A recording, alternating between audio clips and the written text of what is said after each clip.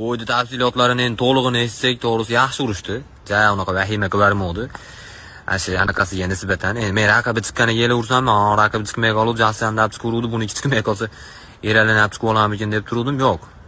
Chiqdi urdi, zo'r. Faqat shu kimdir mana shu bizning media bayislarga tushuntirsin, iltimos. Mana oktagonni boshlovchisi o'ta bir hali provotsировать qiladigan odamligini. Provokatsiyaga uchishmasin. To'g'risi, anoyi bo'lib yutdi. Manonga mikrofonni berib bersa, bu ham qo'shilib anaqa to'kiladi, biz osmonga ko'taramiz bayrog'ni, bu narsalar meni urvinim Konor undan bu eshitib olib, meni urvinim Iliya deb va Iliya eshitib olsa, son-songa qamab olib uradi. Anchalar baquvvat odamning bolasi o'zi u. O'zi ham baquvvat to'g'risi. U bolalar haligi Xolosh akam o'ynamaydi, chiqib qo'ygandan keyin, karta-parta qilishvermaydi bo'ydan keyin. Shuning uchun endi hali bali raqsi keyin haligi inshaalloh deyman deb, inshaalloh devardi.